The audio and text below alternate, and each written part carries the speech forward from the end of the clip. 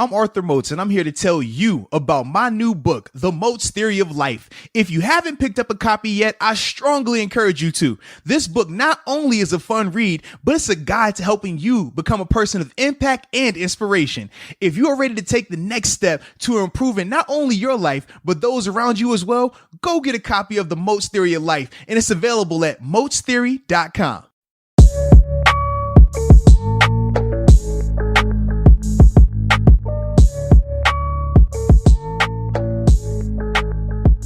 What's up? It's the Arthur Moats Experience with Deke. I'm Arthur Moats, and that's my main man, Deke. What's up, dude? Man, I'm hype. You know I'm hype, baby. I saw my boy this weekend, man. NASCAR was getting it in again. And I actually put money down this time because I know we talked about how... I told you it was going to happen if you did that. No, I won, though. Oh, you didn't bet on Harvick? I did bet on Harvick. Is it a golf thing? I took the top 10 finish, though. I didn't go for the top 3 finish or to win it all. I just put money down on the top 10 finish, and I did the head-to-head, him versus... It might have been Kozlowski or someone else. But I took the head-to-head. Why'd you pick that head-to-head?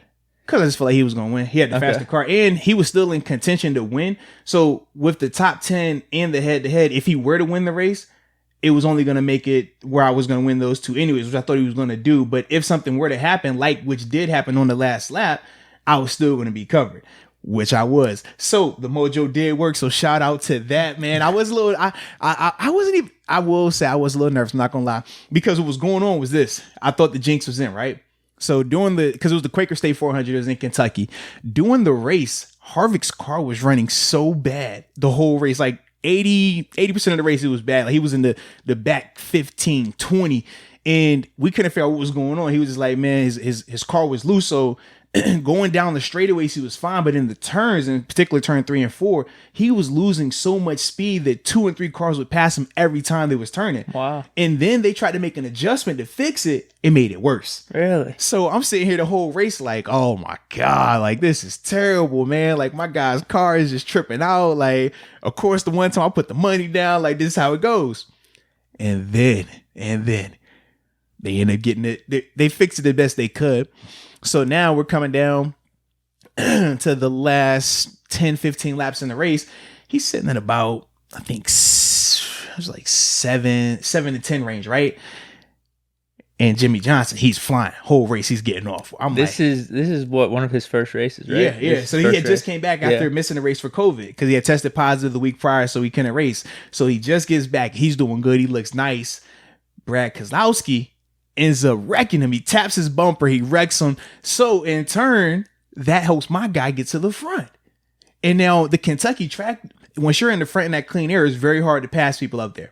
So now because of that crash, my guy makes the smooth pass up. Now he's in the lead. We're good. Cars having to pit. So we're just going to town. And he ends up, he's winning the last 2 or 3 laps. Another caution comes out. And now I'm thinking that we're going to have like last time where it was overtime, right? Where you go green, white checker because of just the caution laps. But they ended up coming out of the caution right before and it hurt. So what ends up happening is they start the last 2 laps, right? My guy's doing his thing. I'm like, all right, he might steal this win. You know what I mean? His car was trashed this race, but you know what? He might get a cheapie, backdoor it. It got so crazy on the last lap though, man. He ends up getting tapped by, I forgot who. Let me see who tapped. It might have been Matthew. It's like it's like Benedito. That's how you say it. There you go. So he ends up tapping him. His wheel is smoking. I'm like, oh my God, he's about to wipe out. The last like curve and a half is going to be over. Like I'm losing this money.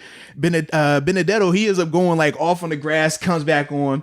But during this time, man, they got a rookie Cole Custer, man. I saw he won. He comes out in the midst of my guy getting hit, swerving, smoke going everywhere. He goes around all of us, ends up taking him. My guy still takes 4th. I wasn't tripping though, because not only did Cole win as a rookie, but he's a part of the money team, Stewart Haas Racing, which is a part of Kevin Harvick's squad. So I wasn't tripping. I was like, you know what? Take that win, young rookie, man. I was over here liking and retweeting and stuff. And my guy took 4th. So I still won both of my bets, won the parlay. So added up, and it was just a great time, man. And from a point standpoint, he still was cooking because I remember when I was telling you about the guys that were trying to compete with him, they haven't been able to sustain those top 5 or winning race performances like how Harvick's been doing. So I was hyped, even though this would have been dope for my man Harvick to get that dub, though.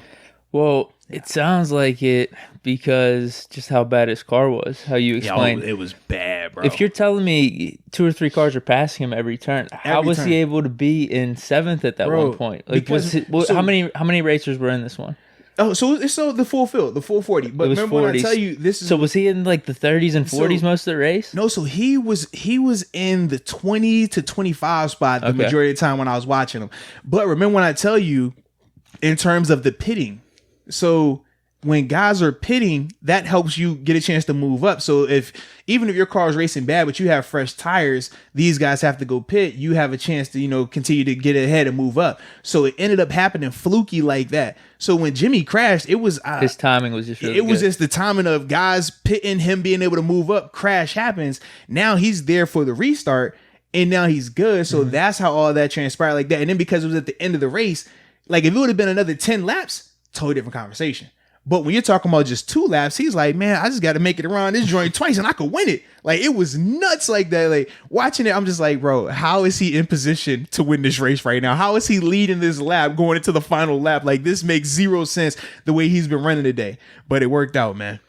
Yeah, it sounds like one of those games, Patriots, they're playing like crap for 3 quarters. Somehow they're still in the game, and then they just blow them out in the 4th. But you should be happy though, right? Because this is like the clutch moment. You know what I mean? I know, that's what I'm saying. Don't worry about the other 200 laps. Just good. What you do in the last 2 laps, right? That's what I mean. I'm loving this story because it sounds like it was a gritty performance. It would have been a gritty win if he was able to pull it out. I would have really appreciated that. Like if you could, because there's one thing to say, I had the best car, I had the best conditions, I'm racing my best on my best day, and I win. But to pull out a win, pull out a top 5 finish when everything's not going your way, that's impressive. But that's what they call him the closer, man. And like I said, he might not have won the race, but he won me money, so he won in my book. Shout out to him. Shout out to Harvick. I should have worn my Harvick hat in here, but I only wear it when he you know what I'm saying, when he win. When you get that one spot. Yeah. Well, but I was hyped for him though. Are you thinking about getting any more gear? I am, but I wonder would that jinx it though. Because right now I have like a traditional like lucky hat that I wear and he performs next season. You see what I mean? Yeah. Okay. That's what I'm thinking right now. Like this is this season's hat. Yeah. Maybe each season get a new piece of gear. That might be it, man. I saw they got these like pit crew jacket things. So dope, bro. So dope. I'm thinking about copping one. It's summer right now, so yeah, maybe just wait till the end of this season. Although you said it's gonna be November, right? For a while, yeah, absolutely. They got the All-Star race coming up Wednesday, man. Yeah, maybe you have a second half piece of gear. I'm gonna look into it. I'll look into it. I don't think it's gonna be a jinx, dude. I hope not. My guy's doing his thing, man. I don't really buy into that stuff. Yeah, you do. No, I don't, dude. I'm telling you. Who doesn't buy into the jinx, man? The jinx is real. That's like, oh man, we're winning, man. This game is over with. When it's like 2 minutes left when you're up by 6. Oh, the game's done. And then you jinx and you end up losing by 2. No, just overall though, like a lucky beer, that type of stuff. I like it because it adds to the experience, the ambiance of, I think there's something to what I'm doing here that's going to affect my team. I just don't buy it, dude. I really don't. I'm going to tell you firsthand. Well, actually, a wise man once told me this. It's only weird if it doesn't work. Well, mine works. Here's what happened, dude. Here's what happened. I don't even know if I want to tell this story. So I'm not going to tell the story. Go ahead now, man. We're here now. I'm not. What game did we lose because of you, Deke? I know this is where this is going. What game did we lose because of Deke? I don't want to talk. Was it AFC Championship game? Nope, I'm not talking about it. Was it Jacksonville? Nope. Was it Denver? I'm not talking about it. What game was it, man? Nope. Where were we? Nope. Was it this year? No, I'll put it this way. I did the whole thing for the Denver game. The one where we went out to where we were playing Peyton Manning, Ben's arm, gritty performance by Ben, 300 yards against the best defense in the league.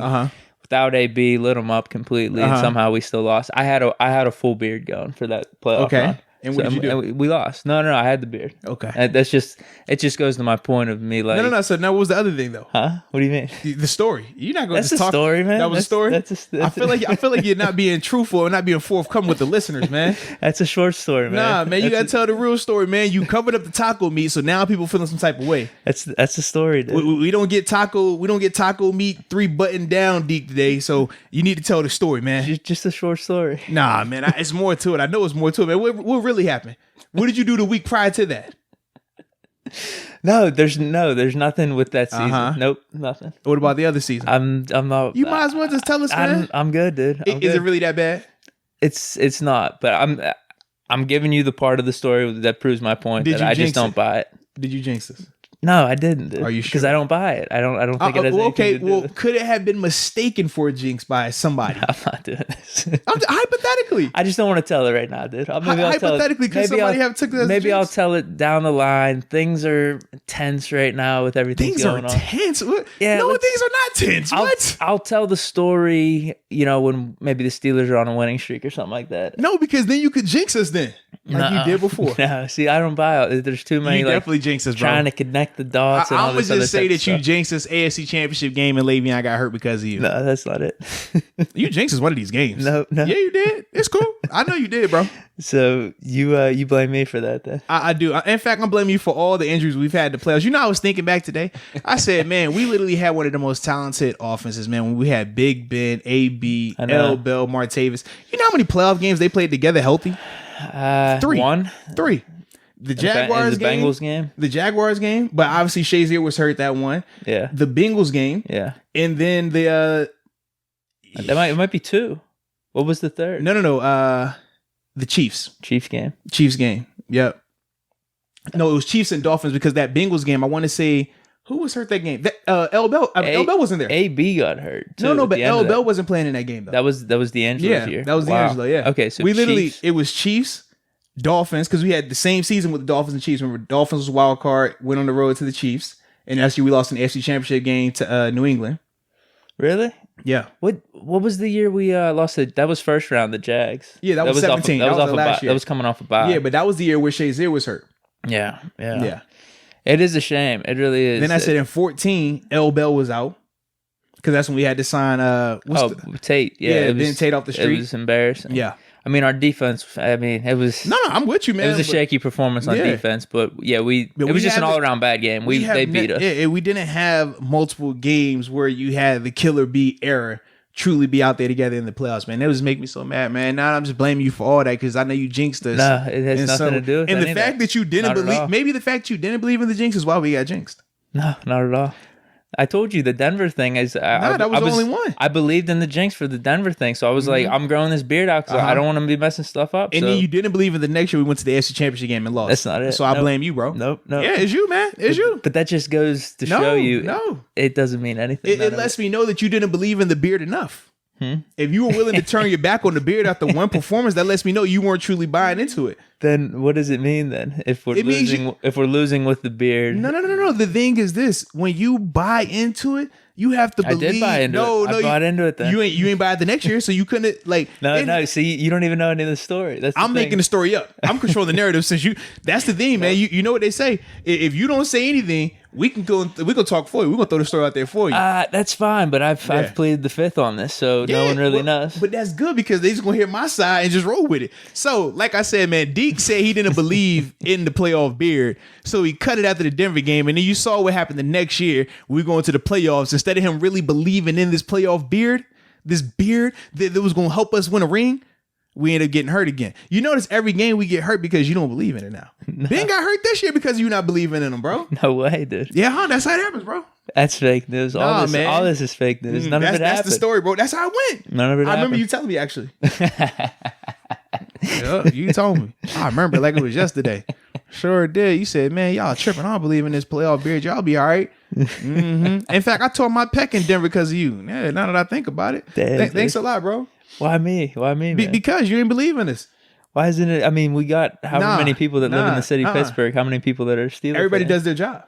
Everybody does their job. You drop the ball. Definitely not true. Everybody did their job. You dropped the ball, man. Thanks a lot, Deke. That is definitely not true. So the Killer Bees, we ain't get a Super Bowl because of Deke. There you have it, guys. You want to talk about doing your job as like a fan and stuff, man. That's your job, bro. Throughout this whole time of my fanhood, I've seen a lot of bandwagonness. So that's way worse of not doing your job. But that's their part. Some people's job is to be a I'm not playing this game. I'm just not playing this because it's you're just making stuff up. I'm not. Some people's role is to be a bandwagon. Some people's job is to be diehard. Some people's to paint their face. Some people's to shave their head. Like, everybody has a role. Some people is to tailgate and get the people hyped to go into the stadium. Others are to be drunk in 20-degree weather with no shirt on, roaring. Everybody has their job, man. And you dropped the ball. It's cool, bro. It's cool. Thanks a lot, Deke. Wow, dude. Deke's the reason why we lost. I'm not gonna like. I do want to play along a little bit. I'm just not gonna do that. I'm definitely not. It's cool, bro. Nah, don't play along. You're not playing along because you'd be telling the truth if you was playing along, and we ain't doing that today. Nah, dude. Dude. It's cool. How does it feel, dude? It's. Do you feel any regret? You probably don't. I think you like a secret like Brady Patriots fan on the low. No. And you was always rooting, and you would hype up Ben, but root against him secretly. I think you a double agent. That's what you are. I know you brought that up before. That's also cool, fake news. No, dude. It's not. You a double agent. There's just been a lot of fake news being spread right here. You got the Denver Nuggets jersey on. You know why? Yeah. You know why? And you noticed the game you brought up was Denver, right? So you were a Manning fan. Oh, it makes sense now. I'm connecting the dots over here, man. You sabotage this, bro. There's been.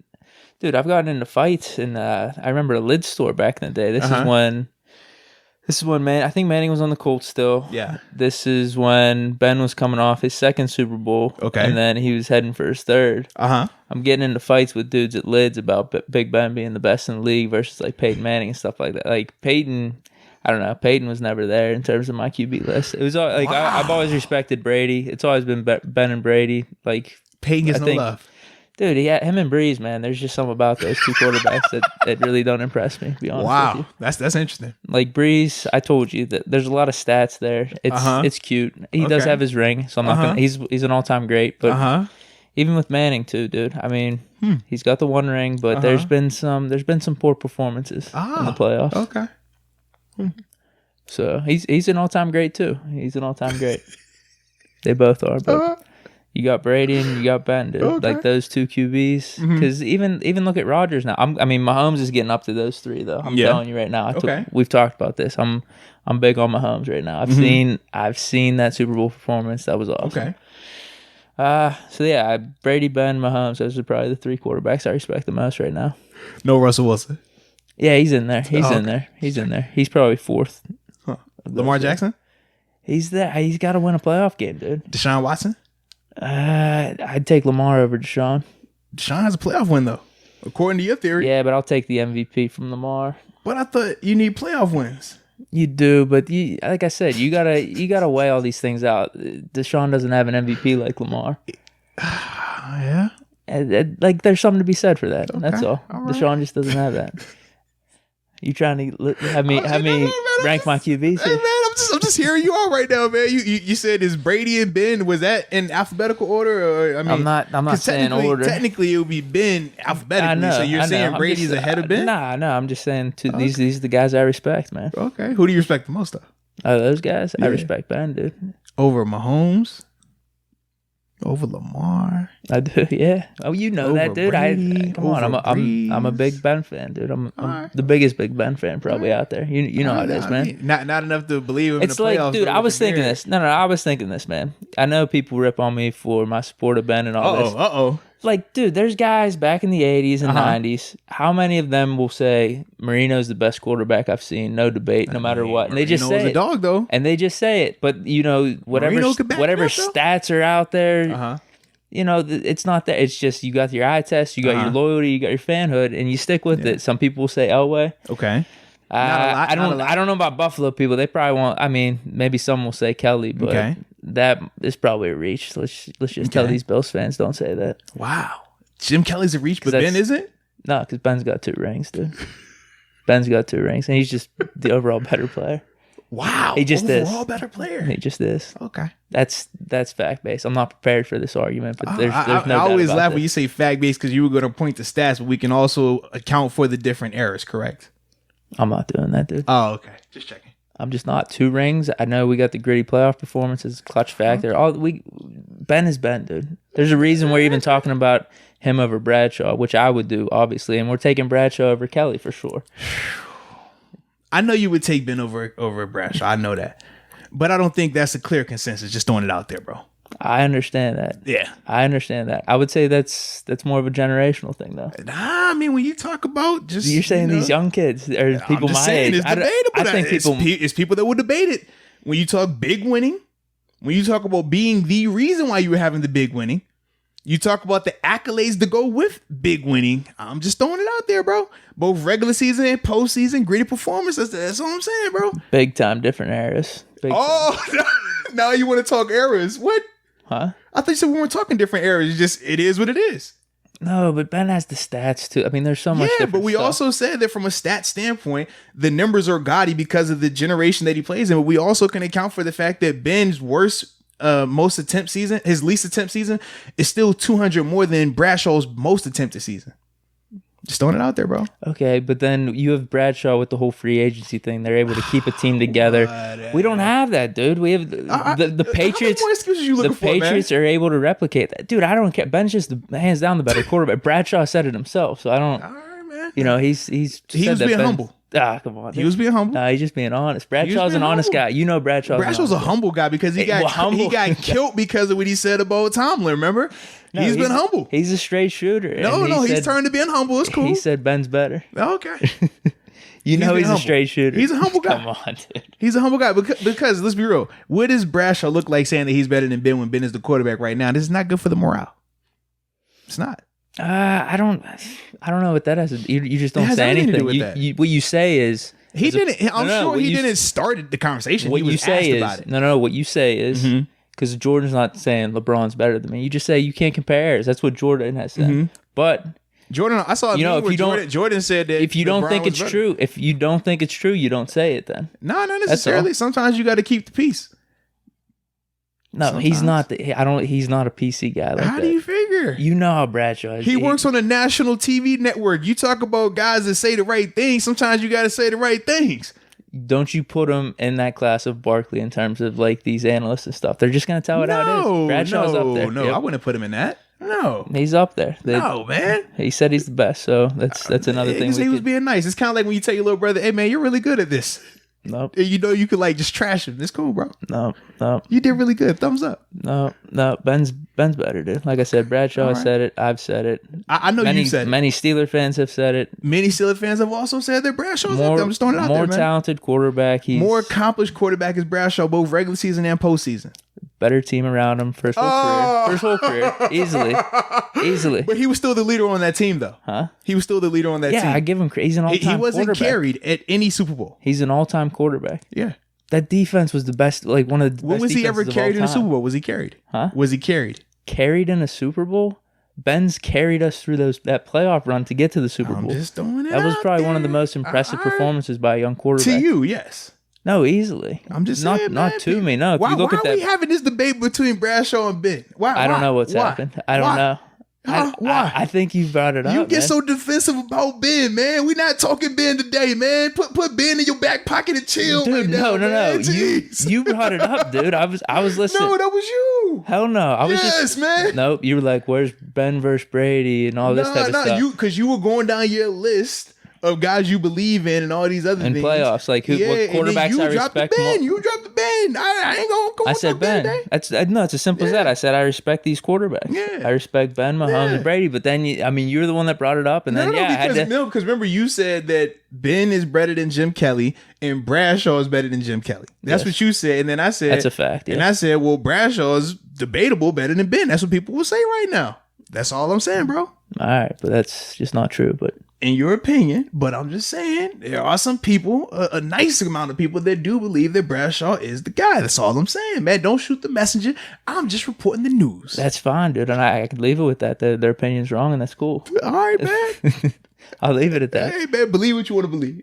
Come on, dude. Yeah, I know you put Ben over Bradshaw. Either. Like I said, believe what you want to believe, man. You have. Believe what you want to believe, man.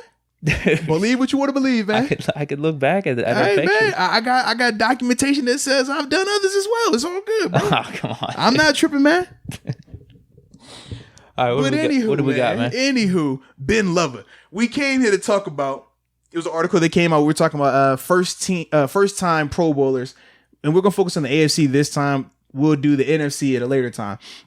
But in the AFC, they were talking about for each team, a guy that hasn't made a Pro Bowl that we think this year can be a first-time Pro Bowler. Mm-hmm. So what I figure is we'll just go down the list team by team, and then we'll get it that way, man. And I'm good with that. And then we also have to remember that, that I always like to debate when I talk about guys who I think will be on the Pro Bowl is if this guy's on, well, who's from last year's team would you be taking off as well?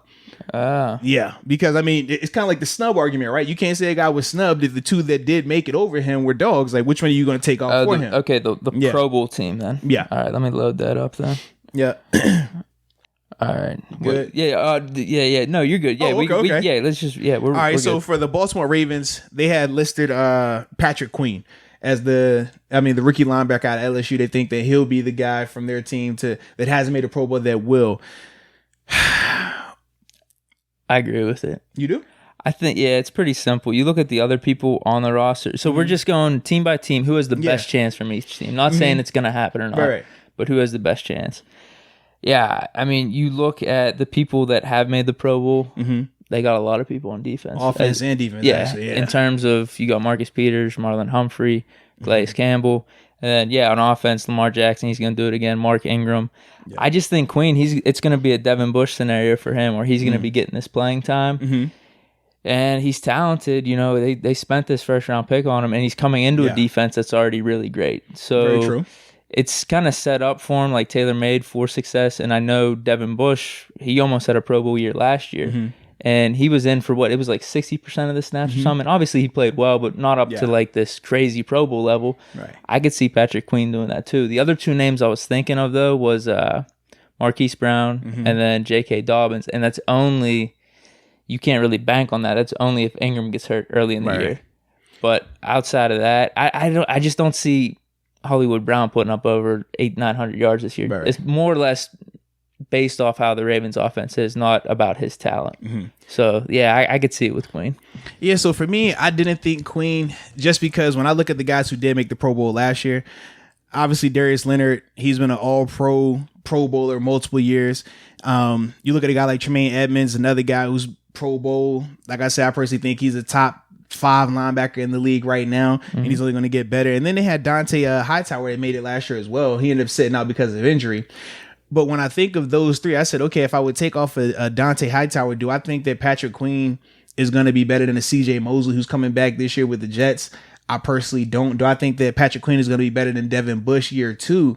I personally don't. So that's the only reason why I went to go Patrick Queen for me. I'm leaning either Hollywood Brown or I would think Derek Wolfe as well. D tackle they just signed there. Obviously, he was in Denver, had a lot of success out there. Because when I look at the D tackles that have made the Pro Bowl, D tackle DNs in the AFC, it's a lot more wide open. I mean, outside of Cam Hayward, Geno Atkins, Chris Jones, you look at a guy like Jarrell Casey, for example. Mm-hmm. I think that he can compete with that in terms of his productivity. A guy like Calais Campbell, who made it last year, now they're going to be on teams together. I think that could still benefit Derek Wolfe because obviously Calais is going to get more attention. So Derek is going to have the more favorable matchup, similar to when he was with Malik Jackson in Denver the year they won the Super Bowl. He was able to put up big numbers being opposite of that guy. So I think those things play into it. And then from a receiver standpoint, in the AFC, outside of Odell I was looking Jarvis, at that too. It's wide open. I don't even think Jarvis. I agree. But I'm just saying because Jarvis made it last year, obviously. But I think the best receiver on the list in the AFC, you can debate between Odell and Tyreek Hill. Because DeAndre Hopkins in the NFC now. Yep. All the other guys in the NFC. So the AFC receivers that made it last year, you had Cortland Sutton, Jarvis Landry, Tyreek Hill, Keenan Allen. I think he'll be up there, but that's going to depend on what Tyrod Taylor or Justin Herbert look like out there. You're not saying any of those guys are top 6, 7 receivers. Yeah. You could say Odell in his prime, probably a couple years with those Giants, but based off what he did last year with the Browns, he had 1,000 receivers. I'd still take him. I'd still probably take him in the top 5 or 6, but in terms of just his overall production last year, it just wasn't there. Yeah, I definitely agree with that. So that's why when I think of a guy like Marquise Hollywood Brown, full season as well, healthy. Remember, he dealt with the foot injury last year. So I think that kind of played into the numbers not being as big as they could have been. But we also know in that offense, is set up for him to have big plays because your attention is focusing on stopping Lamar, stopping Mark Ingram. The reason why I don't see JK being the guy is kind of like what you said. It's just based off health. Yeah, you have to even if they stay healthy, you're anticipating best case scenario, he's splitting carries with Mark Ingram. I still think they're going to have Mark out there over him. Though. Yeah, it's literally only if Ingram gets healthy or gets hurt in the first game or two. That's it. But you're not banking on that. Correct. Really. So I think because he could have a big year if that happens. Yeah, it's whoever gets the carries with the Ravens could have a really big year. Mark made the Pro Bowl last year solely because of that, man. He had a great opportunities and the offense was set up for those guys to succeed. So that's why for me, like I said, I was leaning either Hollywood Brown or Derek Wolfe for my guy. I could just see it one of those scenarios if the Ravens have a good year, they go 12-4, 13-3, how they had a lot of players get in last year. And if Queen's a hot rookie, he was the first round pick. If he puts up over 100 tackles, I could see that happening. Okay. You know what I mean? It's just one of those things. I get I like the Wolf point that you brought up. I still don't know if I see it with Hollywood Brown though. Yeah. Well, he's got talent though. Well, and he has the name recognition as well. A lot of people know Hollywood Brown over Patrick Queen. Solely, I mean, regardless if you know him because of Hollywood Brown being the starter was at Oklahoma, and then obviously the year that he had last year, or because he's AB's cousin. Either way, he's talked about a lot. People like that. Yeah. That's my thing with that, man. All right. Next, we got Buffalo Bills. Now, this one kind of threw me off because I was unaware that Stephon Diggs, as successful as he's been throughout his career, he does not have a Pro Bowl, man. Yeah. So I said for me, like the argument I just made in terms of for Hollywood Brown, because of the receivers being so open in that position, obviously he used to be in the NFC. We talked about the dogs in the NFC, and I think that played a large part in why he's never been to the Pro Bowl. But I think now in the AFC, it's set up perfect for him to make his first Pro Bowl. So I definitely think that he'll be the guy from Buffalo to make it. I don't know, dude. I kind of feel the same way with him about Hollywood Brown. I know John Brown had over 1,000 yards last year. But now you're bringing in Diggs. I think that's going to take away from each other's yard production. I just don't feel like Josh Allen's that quarterback. Okay. Obviously I've ripped on him in the past and said I really don't feel like he's going to be that great. But I'm talking in terms of how many yards Diggs is going to get and how that offense is going to operate. He's just not that guy that's going to be throwing you a ton of balls and ad nauseum. Like, you have been in some of these other quarterbacks that have these quarterback receiver connections. Unless you're telling me something's going to change this year, because I see him getting a lot of yards on the ground, his 500-600 yards, maybe 3,500 yards passing. But I don't know. I don't know how that's going to look in terms of Stephon Diggs' Pro Bowl aspirations. Because this is my thing. When I look at Diggs' productivity, Diggs has been a dog with Adam Thielen across from him, and he's been a dog by himself. And you can do. I personally feel that Adam Thielen is a better player than John Brown. So if his numbers didn't take a hit with Thielen as his opposite receiver, I don't necessarily see them taking a hit with John Brown because they're two different styles. John Brown's more your deep threat, but he also he didn't just have Kirk Cousins as his quarterback. He did that with Case Keenum as well. I feel that Josh Allen is a far and away better quarterback than Case Keenum. So with that being said, I think his numbers are going to take a boost. I definitely think he's a better quarterback. I just don't know in terms of his yards. You know what I mean? In terms of that type of connection, that type of production. We'll see, man. We'll see. I'll be, because this is the whole thing with Josh Allen. Can he run an offense like that where he's sitting back in the pocket, gunslinging it like that? Last year, though, dude, it's just a different style of quarterback play. He's getting 100 yards against it. You know what I mean? I'm just saying he did last year. He's able to get the rushing yards. He was very productive through the air, dude. He doesn't have that complete arm talent of that touch. He obviously has arm talent. The Madden ratings, they haven't all the way come out yet, but they've been leaking. Only quarterback with 99 throwing power is who? Oh no, Josh Allen. He has the arm. He has a cannon, but does he have the touch? Does he have that? I mean, you look at it. As much as I don't like Cousins, and honestly, I'd probably take Josh Allen over Cousins. Oh, so if you would take Josh Allen over Cousins, what are we talking about here, bro? I'm talking in terms of a quarterback-receiver relationship and Stephon Diggs making the Pro Bowl. I think probably having Cousins back there, and like you said, even Keenum, like they're not. Allen's a better quarterback, but in terms of what it means for receivers' yards.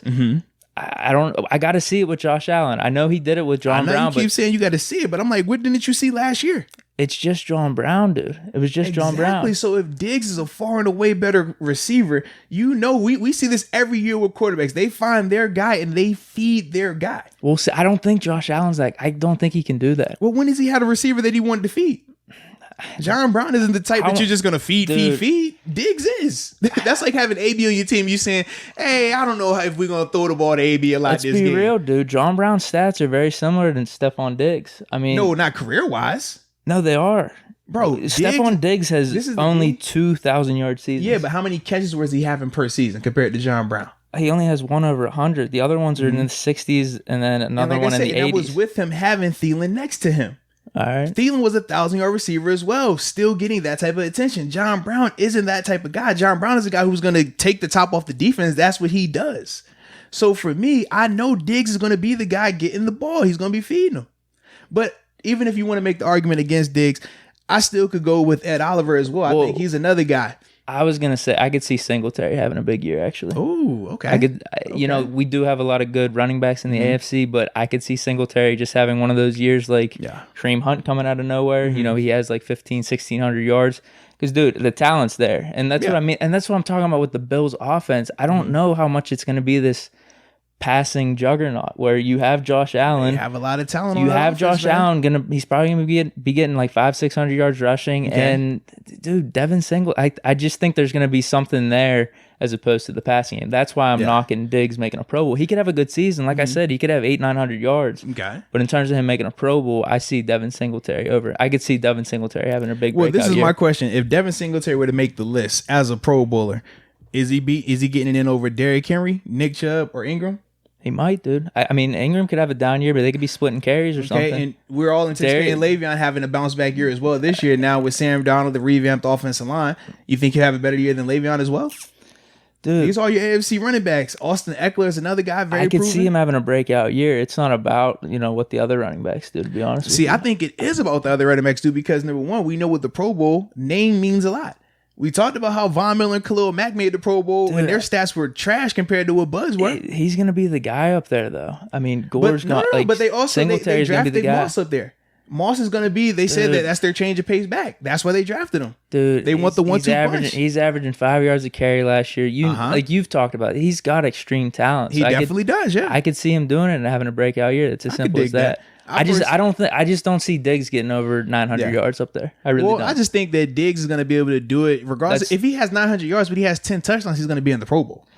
That's the truth. We know that. Touchdowns, yes. Yeah. But touchdowns are fluky. I've talked about that before. Only because of the beneficial argument. You know that. No, it's on a year-to-year basis. Yeah. Like, if you're getting the receptions and the yards, that proves to me you're a good receiver. Yeah. But like Julio Jones has years where he has like 3 or 4 touchdowns. But then Julio also has 1,300 yards receiving. It's totally different. Let's put it in context here. Yeah, but that's what I mean. Like, Diggs has never done that. Yeah, but what I'm saying is this, though. If he does get the touchdowns, that's like, all right, it could happen. Yeah. I mean, like I said, I think it'll be Diggs. I think Ed Oliver is another one. I think Ed Oliver's case is better than Devin Singletary's personally. Yeah, no, I mean, I'm not going to completely argue with that. I could see him having a breakout year. You know what it sounds like right now? I see more upside with that as opposed to the Diggs thing. I just see 800-900 yards. With Singletary, I could see 1,400-1,500 yards. You know what it sounds like though? What? It sounds like you're a Bills fan right now. No. It sounds like you saying the Bills are loaded. Okay. Nah, they're losing to the Patriots. I'm telling you that right now. You just praised the Bills offense. You said it. Listen, you talked about Diggs, who's a proven receiver in this league, a proven number one, as if he's just some 800-900 receivers. I mean, we talk about what Deontay. He is though, dude. So is Deontay Johnson better than Diggs right now? No, he's not. But we both said that we're anticipating Deontay Johnson being around that 1,000-yard receiving room, right? Yeah. He's in a more crowded room than Diggs. Juju, Claypool, Ebron, Washington, Vance, what? Ben and Josh Allen are different quarterbacks. Dude. I'm just simply saying. Different quarterbacks. Hey, man, I'm throwing it out there, bro. And how much they could potentially be passing and getting it to the receivers on a consistent basis. Like, dude, Josh Allen, I'm not seeing it, dude. Just with how their offense is running. I just don't see it. It ran just fine last year. Exactly. It ran fine. Yeah, as in Josh had over 3,000 passing, 20 touchdowns, 9 picks, single-digit picks. Exactly. Is that going to equate to all these yards for Diggs now? And we talked about it's going to be a little more crowded with Diggs there, John Brown, Cole Beasley. If he did that with John Brown as your 1 and Cole Beasley as your 2, what are we talking about here? I don't see the upside. I really don't see the upside. So you don't see Diggs being an increase in yards. You don't see them passing more because Diggs is in the offense now. I don't understand that logic personally, man. I don't think Allen can do it. That's what I'm saying. But he's shown that he can do it. That's all. Not on that level. No. He did that with way less talent. All right, but he still hasn't proven that he could be that elite quarterback funny, like that, bro. that can get the ball. He just hasn't, dude. You are funny. I'm being straight up with you. Funny. I think there's way too much hype there. All right. I really do, man. Where is he proving that? Where hasn't he proven? He's proven he can be a great quarterback, and like I said, his running ability is part of his game, which does make him a pretty decent quarterback. But in terms of passing like that, I don't see it. I really don't, man. We're gonna find out this year. We are, dude. We'll find out. We are, man. For some reason, I'm really on this. So I'm just trying to tell it how it is. I don't see it with him, dude. I don't. Didn't see it in our game. He played good in our game. But still, that's fine. 140 yards. Versus an elite defense, too. That's cool. 140 yards. Versus an elite defense. Against the Texans in the wild elite card. Defense, he balled out in the Texans game, too. What are we talking about here? No. Yeah, he did. Blew it. He lost overtime on a fluke call. They were up 16-0, dude. Yeah, on the road, though. First playoff game. Remember, this is versus the almighty Deshaun Watson. My point. So he was supposed to lose that game, was he not? I predicted. I kept telling people they were going to lose. And they lost in overtime. So that means that should be a tip in the cap for him, right? Since he took the overtime. Not at all. When we're talking about him being a great quarterback. No, that's a knock. But we can all agree Deshaun Watson's the better quarterback, right? Yeah. So it shouldn't even went to overtime. They were up 16-0. They should have even scored a point. No, they were up 16-0. It was the J.J. Watt return, all these other things Texans going defense on. Is garbage. What? They had two Pro Bowls last year, too. No, that wasn't a good defense. It was middle of the road defense. You're funny, bro. He just, we'll see, man. We'll see. Yeah. I'm not going to completely, he's a good quarterback. I just don't think he's an elite quarterback or he's going to be great. That's all. It's cool, bro. That's I ain't all, tripping. Dude. I'm not tripping. I'm just telling it how it is, dude. So that's why Diggs isn't making a Pro Bowl. Okay, fair enough. And I think Singletary could. You brought up that Zach Moss point. I didn't really think of that. But I'll be honest with you. I do really think he can have a breakout year. Okay. Because there's one thing to say. We did it here in Pittsburgh. I'm going to bring in this guy, LeGarrette Blount, split carries. If you trust your guy, you trust your guy. Okay. Singletary's good, dude. He's got a lot of talent. They should have been using him more last year, although he was hurt a little bit. So the backfield should just be his. Okay. And we talk about rookies with the COVID stuff. We always bring it up. Zach Moss hasn't been in the system. Okay. So, yeah. I mean, according to you, you just turn around and hand it off. It's fine. No. Nah, not first year. There's blocking involved. There's trust involved. No. We don't need to block. Just get involved. And Singletary averaged 5.1 yards per carry over 700 yards in limited time. He's got a chance to be really good. I agree with that. You know how it sounds like you believe in that Bills offense. I'm throwing it out there. It sounds like you believe in the offense, bro. I'm making a hard point. Sounded like you believe in the offense. I'm just trying to make a point as to why I think Singletary's got a better chance than Sounds Diggs. like they win in the AFC East. If we're making that case that a proven guy in Diggs won't be the feature on offense, it's going to be the second year player. Man, that's a great problem to have. It's a great problem to have. Sound like they stacked.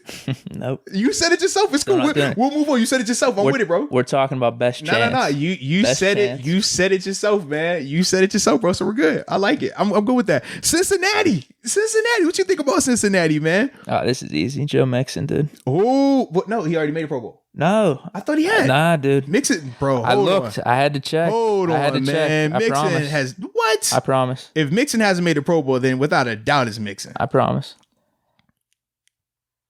Yeah, nothing there.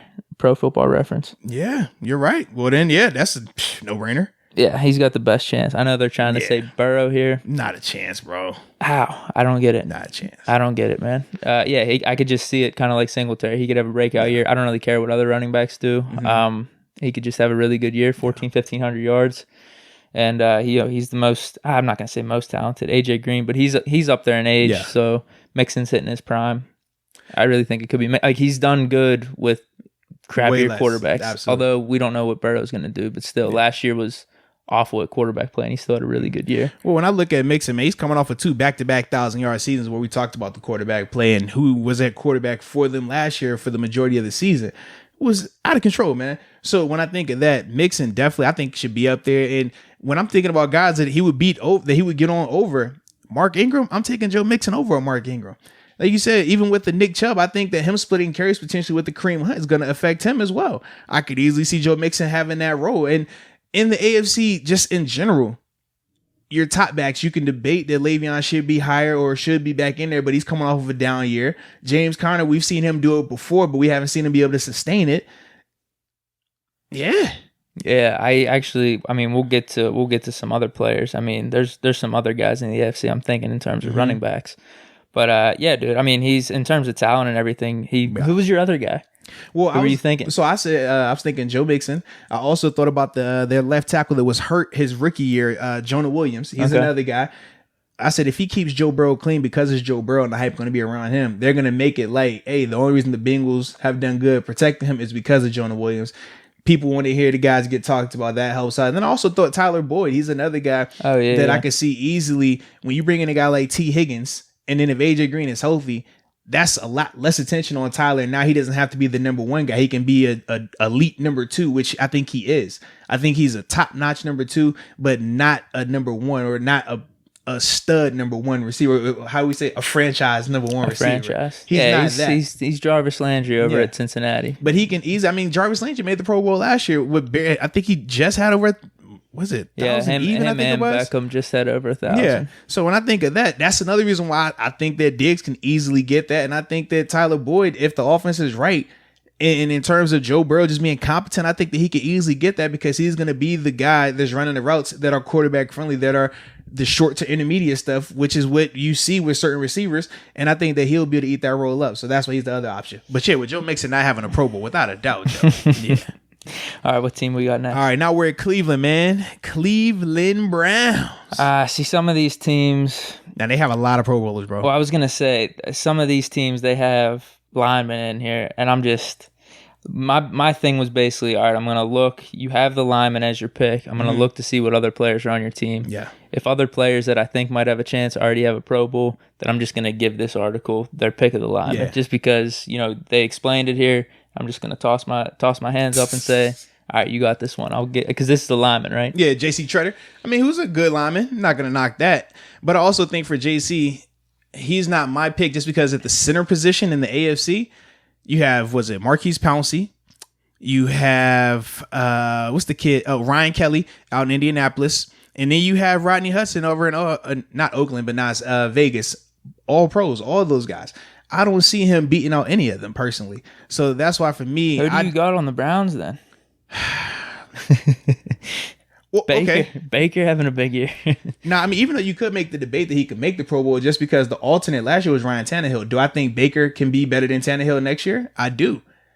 And if Tannehill made it as the alternate, ended up getting in because Mahomes obviously didn't play because he went to the Super Bowl, I don't anticipate the Browns being in the Super Bowl. One of those type of things. Yeah, I could see that. But for me, I thought Greedy Williams for a little while, but then I said in the secondary, in the AFC, the secondary is loaded. I thought that too, bro. Because he listed Greedy Williams. Yeah. So I was like, all right, he's got the talent and everything. Will he come into his own next year?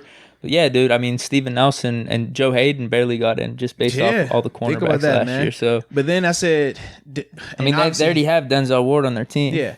Well, and he's a Pro Bowler too. Yeah. I thought about Njoku, but I know he just requested a trade too. So that's my only concern. Dude, that might have been tough though with the 2 tight end set. See, I think that he can eat in that because with Baker, man, Baker he's gonna be looking for a guy. That could be your guy. I would have just given it to Hooper, but I mean, Hooper's already got a Pro Bowl. He's already made 2. Yeah, exactly. Dude, he was on pace to be he's probably gonna be top 3 tight end in the league last year if he would have kept it up. I'm talking more or less fantasy wise, but yeah, he was really good last year. Yeah, so I mean, that's the only reason why I'm not going with Trader. You going with Greedy or you going with this guy having a GOAT season of his life here at center and surpassing everyone? You think it could happen? Nah, I'm not seeing that, man. I'll probably. That's tough. I'll go Njoku, man. I'm gonna go there because I think Njoku has the better chance, man. You tell me. They got Hooper. They already have Hooper though. That's okay. So which center is he which center is he better than? Pouncey? Kelly? I don't know. Hudson? One of those guys could get hurt. That's kind of any of the guys can get hurt if that's the case. I know that's He could have a good year. I don't know, dude. I'm just gonna give it to him there because I'm not buying Greedy or Njoku over this guy. Then when I look at the tight ends in the AFC that did make it last year, Jack Doyle with the Colts, he's been hurt before. He's dealt with some injuries. Obviously, you have Travis Kelce, who ended up sitting out because of the Super Bowl. Mark Andrews, it's tough there too. But hey, I feel a lot more confident in his ability to pass Jack Doyle than I do him passing Pouncey, Ryan Kelly, or Rodney Hudson. Me personally, I just don't see that. I don't know how he's going to get over 400 or 500 yards if he stays and Hooper's there. I mean, we seen Odell and Jarvis both have 1,000 yards. We know Baker he can be a prolific passer. So it sounds like you should give the nod to Baker then if he's doing all this passing. Well, this is the issue though. When I think of the quarterbacks, okay, Lamar Jackson's going to be in the Pro Bowl. Patrick Mahomes is going to be in the Pro Bowl. Deshaun Watson, Pro Bowler. So now I know Ben. I know. I was going to say you're missing something. So if you're going to say Ben as well, who's he beating now? Who's he better than? It could be a Super Bowl scenario, and one of those guys could have a down year. Yeah. It could just be that. That's all. But I'm not picking Baker. Yeah, all right then. I'm not. You said Baker. I'm speculating. Yeah. I'm just trying to pick your brain. I don't envision Baker having that now. Because I said it's two. That's like I said, that's without even Ben making tough one. Man. The Browns were the toughest one, I thought. Out of no, I got me some ones later on. Really? Boy. Yes, Lord. Okay. All right, so Denver Broncos. I think this is a no-brainer. Yeah. Chubb. You know, 12 sacks his rookie year. Extremely talented. Coming back. Him and Von Miller, double-digit sacks for him. That's expected. Absolutely. And that would typically equal Pro Bowl. So, I think that's a no-brainer. I mean, shoot, depending on how good he do next season, it might end up costing Von. Yeah. Shit. Yeah, it could. It could. We talked about Vaughn having the most pressure, right? Absolutely. Golly. All right, so now with the Texans, who you thinking? This one's interesting too. I'm going to stick with this one, though. They have Brandon Cooks. Mm-hmm. I'm going to stick with this. They have it listed here for me. Thank you. So I don't have to go back to Pro Football Reference. 4 consecutive 1,000-yard seasons. Mm-hmm.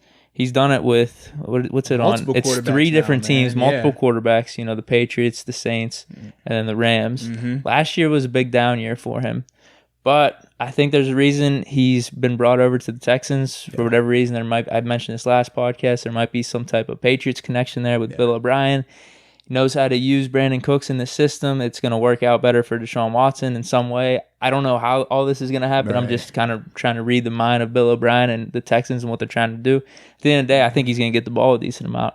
You got Will Fuller, obviously an extreme talent there, but he's hurt a lot. And Randall Cobb. Yeah, but I don't know.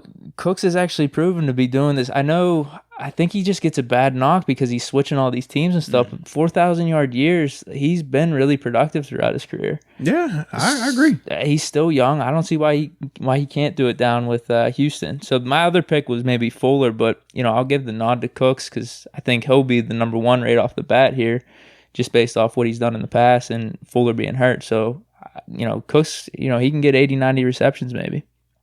Yeah, man, I'm not against Cooks, man. Cooks, and the thing that I like about Cooks is he, no pun intended, cooks wherever he goes. I mean, we've seen him, like you said, with multiple quarterbacks, multiple variations too. You talk about a Breeze, the Brady, and then going to Jared Goff and still being successful like that. That lets me know that he's not scheme related, whereas some people what's going on there? Are very scheme related. Well, why is he going all these places? The money element plays a big role into in terms of why you trade guys, when you trade them, and stuff like that.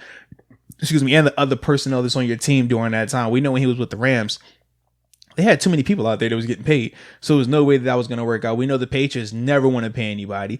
And then with the Saints, it was the contract thing of, hey, I know he's going to be coming up soon. Let's go ahead and make a move. So I think that's the big thing with that. But you talk about Deshaun Watson, he's definitely a guy who's proven that he force feeds certain guys. If he likes you, he's going to force feed you. I mean, similar to what we see with Ben, with how he did with AB at times where, hey, that's my guy. I'm going to get him the ball. So, because that's what quarterbacks do. And we talk about the receivers in the AFC. Very good chance he can make it over a bunch of these guys. Yeah, absolutely, man. The wide receivers in the AFC are wide open in terms of just the guys who made the Pro Bowl last year, and then just your elite receivers in the AFC. I mean, it's debatable right now who the best guy is. You could say OBJ for what he's done in the past. Yeah. People will make the case for Tyreek Hill for what he's currently done, but Keenan Allen, I think he's in the conversation as a top 3 guy in the AFC, but you don't view him as a top 3 receiver in the NFL. And I think that's the issue. So that's, a large reason why I can see Brandon Cooks. Because the guys on the NFC, man, there's going to be some guys out that are crazy good receivers. Mike Evans, Julio Jones, Mike Thomas. They're in. Like those guys are, you would think, locks, but then you also have Chris Godwin. There's another receiver I'm missing though. Cooper. Yeah, Amari Cooper's out there. There's another one I'm missing though. Devontae Adams made it. That was the other one. Yep. Kenny Galladay made it as well, man. Mm-hmm. Yeah, so they have NFC is stacked with receivers, bro. Yep. So yeah, with the AFC, you have DeAndre Hopkins is over there now. Yes, you had. That was the other guy I was missing. So you have great guys in the AFC, but there's no one you're saying, all right, this is a lock for sure. All the top receivers right now in the NFC. Mm-hmm. Yeah. Mm-hmm. All right, so we got the Texans taken care of. We got the Colts next here. Yeah. Braden Smith, right tackle.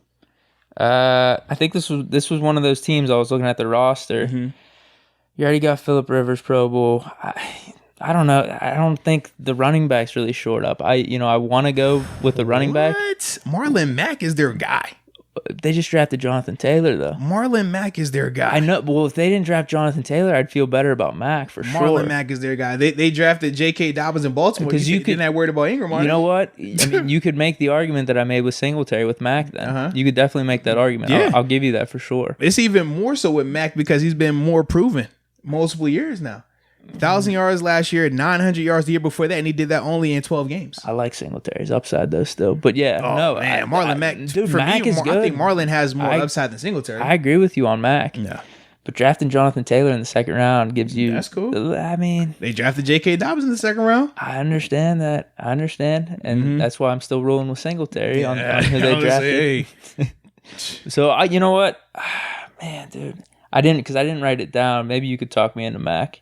Because there's no one else. I say you can make I don't know who the hell this right tackle is. And well, the thing is, I mean, Braden Smith, he's good. But when I look at the tackles in the league, honestly, he does have a good chance as a tackle because the only two tackles that are surefire Pro Bowlers are going to be Laramie Tunsil, and then you have Ronnie Stanley with Baltimore. Other than that, the other two tackles were Orlando Brown Jr. and Trent Brown. Both of those guys are good Pro Bowlers. I think Trent Brown has an All-Pro. But they aren't the proven long, just their name, they're going to make it. And a lot of times with offensive linemen, name recognition is huge.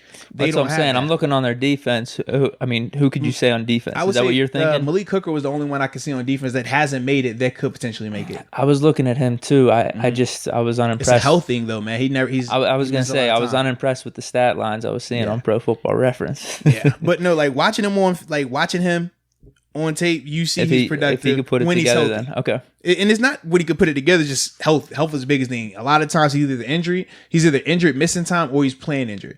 When he's healthy, it's no debate. He could be a top safety. All right, so who you picking then? I'm going Marlon Mack. Are you going Mack? Yeah, because I think in the running backs in the AFC, I think he could compete with a Mark Ingram or a Nick Chubb because of those guys potentially splitting carries. I think that he's the better running back comparing him to Devin Singletary, and I think the AFC outside of Mark Ingram and Nick Chubb. I mean, like I said, outside of Derrick Henry, I think the running back rooms from the AFC Pro Bowls are a lot more open in that regard. I could see Henry having a down year, to be honest with you. Yeah. Well, I just think with Henry, because the name recognition and he's going to get force-fed the ball, along with the fact that Tannehill did come in and still produced in terms of the passing game, it's going to give them more opportunity for Derrick Henry to still feast like how he needs to. And like I said, he doesn't have to split carries, where with Ingram, even though Ingram's going to be the feature guy, JK is still going to get touches just because of how they even talked about, whether it's third down situation. It could be even Gus Edwards. He had over 700 yards last year. If they don't think Dobbins is ready. Yeah, it was with Marlon Mack. Marlon Mack is playing indoors. That's a big boost. He balled out last year with Brian Hoyer and Jacoby Brissett as his quarterback. Now you're going to get Phillip Rivers, who we feel like is still going to be better than those two guys. Yeah. I think it's set up for him, man. And they already have the receiver in terms of T.Y. Hilton, so you can't pack the box. I'll give you Mack because that's a little bit more name splash than this guy, Braden Smith, on the right tackle. You just don't like offensive line. We know how you roll, man. Stop playing. Dude. Stop playing. Come on, man. If you're going to make an article, give me some name recognition. These are name recognitions, man. What are you talking about, man? Jaguars. Now, this one was tough for me. Okay. This is very tough for me because they have C.J. Henderson listed. That's a bold call right there. I'm like, that's a rookie. And what DB are you taking off, man? What DB is he better than right now that he's going to come in and just take a spot? I don't see that. And then the rest of the guys have already been to the Pro Bowl. So I guess for me, I thought about what's the edge rusher? Yannick Ngakoue. Okay. He hasn't had a Pro Bowl, but the problem is he wants to get traded. Kind of like the Njoku situation. So it's like, all right, does he give me a Leonard Fournette type? I'm out here, but I'm just trying to worry about me, be healthy, don't worry about this team. Or is he say, you know what, I'm trying to get paid. Let me go out here and ball out. I'm leaning towards him going out there and balling out. So that's why I'm going to say him. And when we talk about the edge rushers in the AFC, he still has potential because he's going to be listed as a DN. And we talked about some of the DNs when I was talking about Derek Wolfe early. It's open. I mean, you have a couple of names that are surefire guys, but other than that, he could still aspire, and that's how I look at it. I gotta go with Fournette, dude. He's an elite talent. I think he even proved it last year what he could do whenever he's catching the ball out the backfield, and he's in a contract year. So I just think he's got a chance to completely go off and make his money next offseason. We know who Leonard Fournette is too. Yeah. It's just one of those things. If he could stay healthy, and if the Jaguars are some semblance of a team this year and keep things together. That means you're buying into the Minshew mania? Not really. Not really. Other than that, I mean, what are they doing offensively? Hey, dude, he did fine last year though. I don't think he's gonna be I don't think he's gonna be a top 15 quarterback. Oh, you're talking about Minshew did fine. Yeah. Oh, okay. Minshew did fine. Yeah. So that's what I mean. If he could just keep it going in a nice trajectory there, I don't think he's ever gonna be a top 10 QB, but I don't see it, bro. Could he be a Dalton throughout his career and just be solid? I don't see that, bro. You say Dalton, I mean, his numbers say he's a good quarterback. Yeah, numbers. You said numbers. You just flip-flop what you would have talked. No, it's not flip-flopping. It's understanding there's a lot of things you got to weigh out. Like what? Numbers, wins. He has both clutch, of those. Fourth quarter comebacks. I mean, he has playoff completion appearances. percentage, QB. He has a lot of stuff. Eye test. He has a lot of stuff. He does not have eye test. He has a lot of stuff, though. He has 0 playoff wins. He has a lot of appearances, though. He has multiple division championships. That's cute. That's cute, but I don't trust him. What's the point? It's like a big tease. What's the point? No, it is, dude. No, it's not. It is. No, it's not, man. It is. It's a big tease, dude. He doesn't get the job done when it counts. That's all. I mean, the cute numbers in the regular season. Cute numbers, a few Pro Bowls here and there because some players were sitting out and other quarterbacks were making the Super Bowl and stuff. Go, man. Congrats. Why are you hating on that man? I'm sure he's a good guy. I mean, I've heard good things about him. Why are you hating on Dalton? In terms of my quarterback, I don't want Dalton on my team. Okay, you would have took him last year though, huh? Oh, okay. Maybe looking back, maybe mid-season we could have opened up some negotiations with our rival. Yeah. Long term, we're talking franchise quarterback though. As a plug and play for one season, whatever. If we're in desperate situation, maybe Dalton can get it done, but you're not feeling good in the playoffs. I'll tell you that. It's debatable. You're not. You're just not. He's 0 and whatever. But he was playing in Cincinnati where those their teams team were was great. Dysfunctional though. Those teams had ultra talent, and they were still very dysfunctional. I don't know what to say, dude. I mean, dysfunction plays a role. He was the quarterback. So it still was dysfunctional. Figure it out, man. You got all this talent. You got good defenses. So figure it out. So he's going to tell Vontaze Burfict he needs to do this. He's going to tell Pac-Man he needs to do that. Get out of here. You don't even believe that lie. We're chalking losses to the Texans on those guys. Okay, so the year that we beat shitty Texans. Talking about the year that we beat them. Ben got hurt. We were up 15-0 that whole game, and Ben got hurt. Ben came back. What are you saying? Ben got hurt. We had that game locked up. It was 15-0. 15-0 is not locked up. In the third quarter, 15-0 is not locked up. Just throwing it out there. That's not locked up in the NFL. It's a completely different game. That is not locked up in the NFL, bro. But 15-0. All I'm saying is, was that loss on him? That game. Was that loss on him? I don't know who you could say that loss is on. I will put it on Burfict and the defense. You would say Burfict, but I'm saying if Ben didn't get hurt, that opportunity wouldn't have happened anyway. Well, we'll never. We were winning. We won't know that. Yeah, so, I mean, he didn't get the job done, dude, no matter what. I mean, you're chalking it up to Burfict doing that at the end for sure, but at the same time, you're down 15-0 in the playoff game. Okay. At home. Okay. And Ben got hurt, and you obviously came back. You got a lot of excuses over here, boy. You just didn't get you done, are the excuse god. No, that's actually not excuse god. Dalton hasn't got it done. It's cool, bro. Excuses are if you don't get it done, you try to make excuses as to why they didn't get it done. Excuses to why you don't like him. It's cool, man. Just say you don't like the guy. It's all right, man. I don't mind the guy. He's fine. Man, like I said, I'm sure he's red hair. Is that what it is? I'm sure he's a good guy. It's the red I don't want him as my hair, quarterback. It's the red hair. It's the red hair. It's not, dude. Just win games. I don't care about any of that. No, you care about that. It's the red hair. Just win games. It's cool, bro. No, it's cool. No. Play good and win games. It's cool, man. So who you going with for Jacksonville? Fournette. I'm sticking with Fournette. Okay. Yep. I could dig it. And I went Ngakwe. I could see big year. Yep. Okay. Kansas City Chiefs. I think this is a steal right here. Mitchell Schwartz. He's arguably one of the best tackles in the league and has been like that for a while. Super Bowl champ, multiple time, first team All-Pro. Says everything you need to have right there. I think he's one more Super Bowl away from being a sure Hall of Famer, honestly. So the fact that he doesn't have a Pro Bowl, though, man. Yeah, that's the popularity part. Remember what you just said. If they didn't say anything about Mitchell Schwartz in this article, you would say, who is that guy? Because people, when it comes to linemen, you don't talk about. They people. really had to sell us on Schwartz here. They're pulling up a tweet from some guy. I don't know when this was back in February with the Super you don't Bowl have run. to sell him on him. He was just talking about his productivity as a right tackle. and he's done good. So kudos to him. No, but this dude's been all pro multiple times. The fact that this lets you know how janky the Pro Bowl is at times when you can be first team all pro. Oh, he's got all pros here. That's what I'm saying. He's been multiple time all pro, first team all pro. He's arguably one of the best tackles in the game right now from the right tackle position. He was dominant even in Cleveland opposite Joe Thomas when it was him, Joe Thomas, and Alex Mack. But the thing is, he doesn't get a lot of respect from the fans in terms of Pro Bowl votes, which is just crazy to me. So yeah, it's not even a debate. Mitchell Schwartz would be that guy. Yeah, I'll agree with you on that too. The sleeper guy I was thinking though. Say it. It's hilarious. Absolutely, it's definitely hilarious, dude. It could be a Kareem Hunt season that he had. 1,400 yards. I don't know how many receiving. I mean, he was just a beast. So I could see Hilaire being like that. Where all it takes, man, for a running back, if you're talented and you know what you're doing. Yeah. Well, and the thing is, you got a great quarterback. He's in, bro. Yeah, that's what I mean. It's just set up. It could be like, I'm trying to think. Eddie Lacy with the Packers. He had some monster years with Rodgers.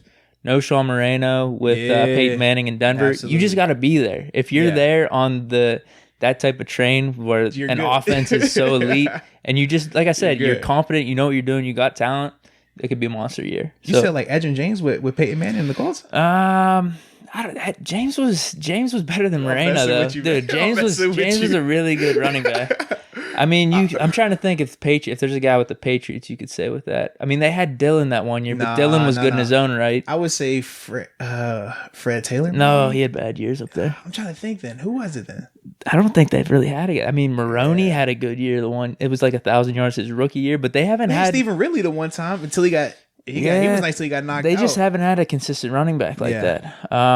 Obviously, you got here. You can make the argument of James Conner whenever Bell was out, where that train kept rolling in terms of his production and stuff like that. D'Angelo Williams too, exactly. Yep. So, if you got an elite offense like that, and you're a good running back, and you're plugged in there, man, you could have a big year. So definitely with them. There's a reason they drafted. They had Damian Williams last year, and absolutely McCoy was hurt. I don't even who's their second guy because McCoy sat out the Super Bowl.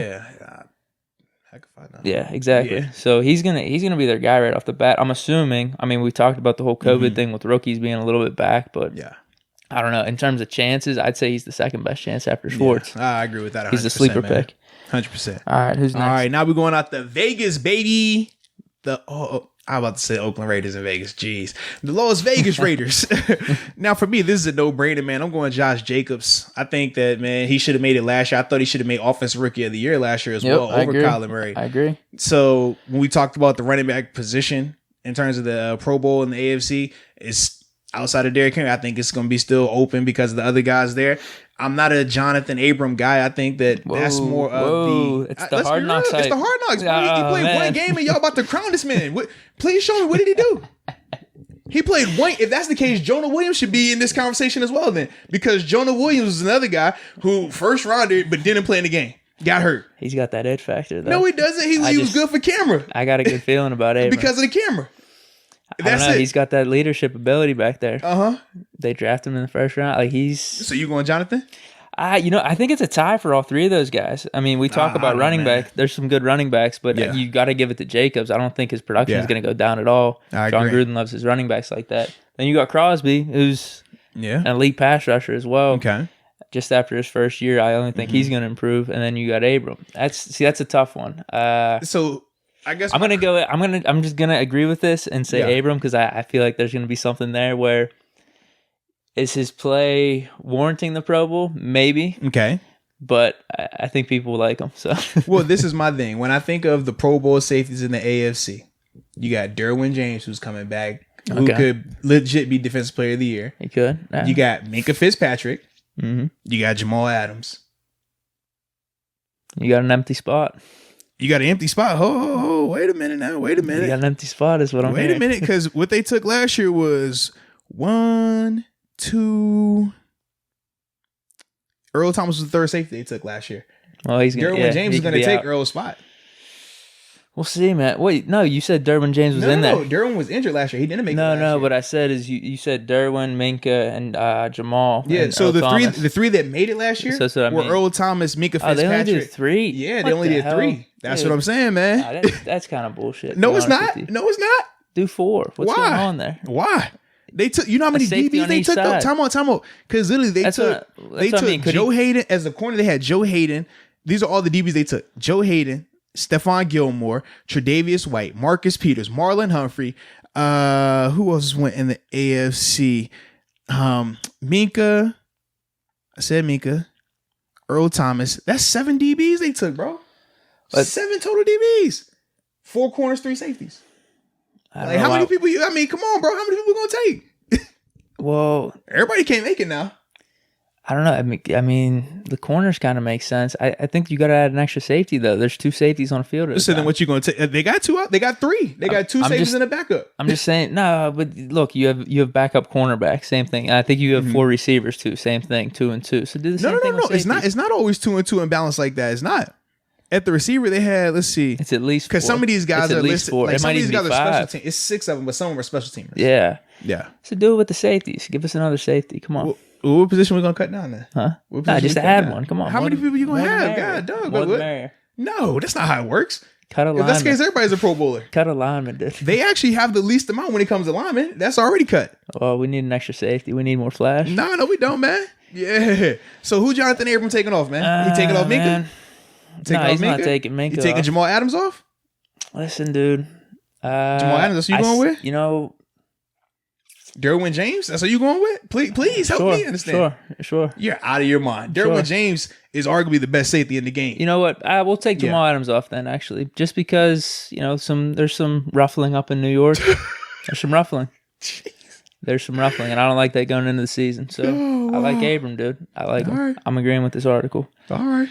I do. There's a feel with him. Like it's somehow gonna happen. Just there's a will in the way because of the camera. Dude. He can play though. He can definitely. At the NFL play. level, when did you see it? He can play. He's gonna be able to play. NFL level. When did you see it? I don't need to see it, dude. What? We've talked about this with some of these other rookies with Hilaire coming in.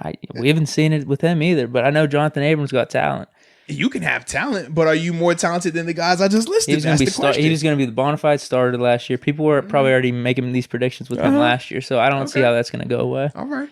So you saying he going to take Minka off? That's what you telling me? No, I didn't say that. I said Adams. What you telling me, man? I said Adams. Adams, multi-time, Pro Bowl, All Pro. You taking him off? That's cool, man. There's some. I don't know if he's going to have the motivation up there in New York now. I mean, the motivation now becomes to get paid. He wants out. Yeah, the motivation now becomes to get paid. That's cool. Yeah. But we'll see, dude. You see what people do for that $1? They ball out. I like Abram, dude. I'm picking Abram.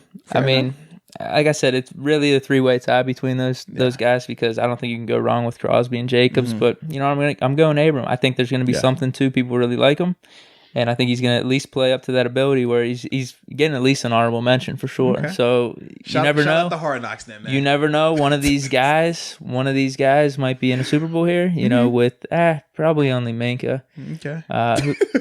Probably only Minka between, I don't know. Yeah, because the other guy would be Jamal Adams, Earl Thomas. So you could say between Minka and potentially Earl Thomas if he got the nod over Derwin James or Jamal Adams. Okay. If one of those teams in the Super Bowl, then Abram can get that extra nod, dude. All right. You know how it works, dude. I mean, yeah. Come on, we see some of these Pro Bowl quarterbacks that have made it. It's like, come on. Do you think Tyrann Mathieu will make it? He should be in the mix too. He should always be in the mix. There's dude. We could say this with any position. I was just asking a question. There's a lot of great running backs. There's great receivers. There's great any position. I feel like it's difference between having, because I don't want to say everybody that makes the Pro Bowl is great. Let's not say that. But it's a difference when you talk about the safety position in the AFC and how it's 3 great players, 3 great talents already proven, and that's not even talking Earl Thomas, who we know his legacy speaks for itself. That's cool, man. All it takes is a really good year. Yeah. And Abram can have a really good year. Yeah. I can feel it. He's gonna be the leader on that defense there. And there's gonna be some hype, but I think this play is gonna back it up. Just being straight up, and that could be what it takes sometimes. What's gonna happen. Like if he's having good plays and stuff, like it's gonna get hyped up online. Just being straight up with you, he's got that personality. Mm-hmm. So more hype than the other guys, though. Huh? More hype than the other safeties? Yeah, definitely, dude. in terms of like personality and stuff, yeah, dude. If he starts making plays, people are gonna be hyping that up for sure, just because of the Hard Knock stuff. I'm just saying, you think they're gonna hype that up more than what Minka does? I don't know, man. Like in terms of just likability and like having your brand out there, Minka's quiet. I'm just being straight up with you. But his play speaks very, very loud. I'm not saying Minka's off the list. I never said that. I'm just we could be in the Super Bowl, and that's how Abram gets in. I'm just saying he's got a chance. Dude. All right, I'm with it, bro. All right, so you got the Chargers. Yeah. Austin Eckler is the only. Yeah. Yeah, I don't think he's gonna do it at all. I agree. I don't think he will either. But I don't really have a lot of options. They don't have anyone else you could be picking from. Because then I even was like, oh, what about quarterback? Tyrod's already been to the Pro Bowl before. Yeah. Justin Herbert, they haven't even said that he's going to be the guy. They're leaning more towards Tyrod, especially because of how this offseason has played out. I thought Mike Williams, but yeah. No, I'm same with you. He's going to be getting the ball a lot, presumably. Yeah. So just based off that, he's got a chance. And he's done some work with the touches that he has got when Melvin Ingram's been out, and even when he was splitting carries. So he's got a chance. He's just not one of those guys where you're thinking he's this crazy prolific back, but could have a sneaky year. You never know. I'm just not thinking it's going to happen. So, but I'm going to go with him. He probably does have the best shot on the team to be a first-time Pro Bowler. Yeah, sounds good. Let's see. Now we got the Miami Dolphins. Who you rolling with them, man? Dude, I told you this might have to be that type of year for Tua. That's tough though with the quarterbacks and everything. You saying Devontae Parker maybe?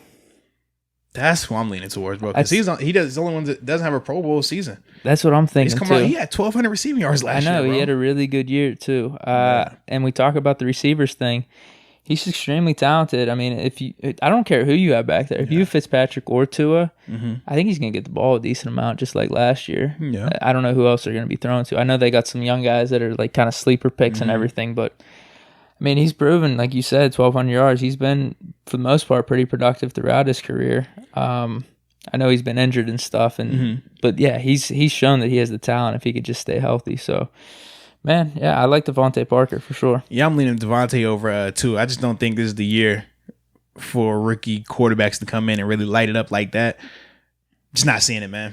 No, I'm not either. Bro. I'm not either. I like Devontae Parker. I'm going with that too. Yeah, and Devontae, like I said, he's coming off of his best year as a pro. It's not even close to what's his face made it last year? Chark made it off 1,000 yards, like less stats than Parker. So, I mean, his stats were good enough to make it last year. I think it's just because how dismal Miami was for most of the year. Obviously, they started coming back, but that's when Parker started coming back a little bit too with his stats. I guess Chark was his Gilmore too, man. I guess Chark was able to get off to a hot start, quick enough to get people's attention like that. So, could dig it, man. Yeah, dude. All right, what do we got next? The Patriots. I lost my list, dude. Hold on. So the Patriots, they listed Joe Thuney, offensive guard. He's coming back from injury. I'm back. Yeah. Dude, I don't know. This is what I mean with them picking these linemen and stuff. It's hard for me to judge that. He could have made it last year. I know that's what I mean. But the year before, they definitely make a good argument for it.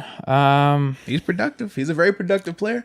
He's gonna be protected for Cam Newton. You keep Cam clean, man. Hey, you know how that goes. Dude, definitely get hyped up a lot more. But with Cam, is it possible that he could be getting someone the ball a decent amount?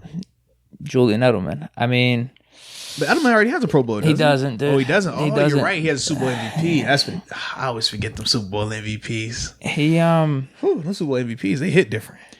So, dude, I mean, last year he had 100 yards, 100 receptions, 1,117 yards, 6 touchdowns. Dude, that's Pro Bowl worthy right there. He just didn't get the nod. My question is this. Wouldn't you assume that the numbers will go down because Cam Newton is not Tom Brady from a passing standpoint? We know that. Well, I don't think they have anyone else at all, and I think Cam could throw short passes, dude. He could. Okay. He threw for 66% his year before he got hurt, and that was I'm sure that had a lot to do with McCaffrey. But could Edelman be a blanket for him like McCaffrey? Obviously, he's not as talented, but you combine the running backs with Edelman. I think Newton can run an offense like that. I really do. I think he's had poor completion percentage throughout his career due to it being a completely defensive oriented. Yeah. Jeez, oh man, I can't talk today. Defensive oriented, just like system, the whole team around him. Like Cam's had to carry that himself, in my opinion. Now you got Belichick, now you got McDaniels. They're gonna figure it out, dude. I think, and Cam's talented enough. I think he's gonna be able to do it. So, I'm gonna go Edelman. I'll go Edelman. I could dig it. I'm going Sony Michel because what you just said, talk about Christian McCaffrey.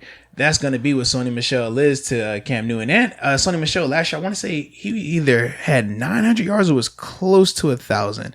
Still a very productive player, but you obviously know what Cam Newton can do. And you have to assume that because Cam Newton is coming back from injury, that you're going to want to protect him a little bit. He had 912 yards, 7 touchdowns last year. And the year before that, he had 931 on the ground. But regardless if you're having Steedham out there or you're putting Cam out there, you're going to rely on that running game. And we talked about the receivers. Outside of Julian Edelman, N'Keal Harry is a question mark right now. We don't know what he's going to be. If they can pull off a trade to get an Njoku, that could change some things. But ultimately, Sony Michel is the guy that has been able to produce and be productive regardless of the guys that have been around him. So that's why I'm going with Sony. All right, man. So I got Edelman, you got Sony Michel. Yeah. Dude, I keep losing my list, man. What's the next one? Looking at the New York Football Jets. Ooh. I'm going offensive line here. I'm going Mekhi Becton. Yep. I'm going him, man. I think the tackle position, I talked about it already in terms of the tackles in the AFC that have already made the Pro Bowl that are your surefire guys, your Laramie Tunsil's, your Ronnie Stanleys. Outside of that, it's looking open. And I know they listed Sam Darnold, but I can make the debate against him that Baker could make it over him. I just don't see it. Could we be saying Quinnen Williams maybe having a breakout year at that D tackle? I don't see Quinnen personally. Really?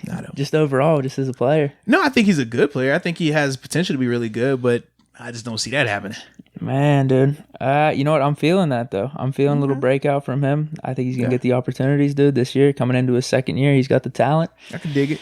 I like a Quinnen Williams breakout year because I don't feel Darnold at all, especially we've talked about quarterbacks in the AFC. I mean, they're trying to make this case for Burrow, Tua. Now they're throwing in Darnold in there.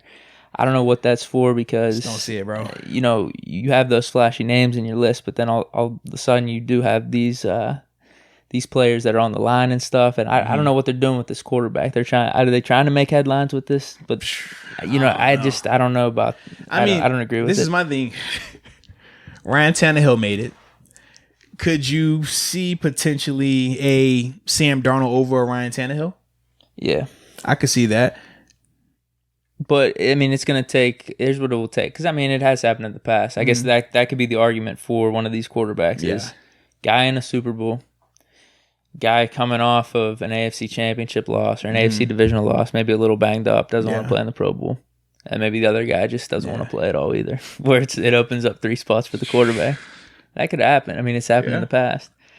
So if you're going to make an argument for Darnold, that would be it. But you know what? I'm going to say Quinnen Williams breakout year for the Jets. Fair enough. Well, and like you said, man, from the D tackle interior defensive line standpoint, it's a lot more opportunities, a lot more spaces in there that he could potentially take somebody's spot and things like that. So I can see that. No, I like it. Yeah. What's the last? Jesus. All right, dude, this is awful. Yeah. So we'll go Titans right here because we got Titans and Steelers. So we'll go Titans first, ended with Steelers.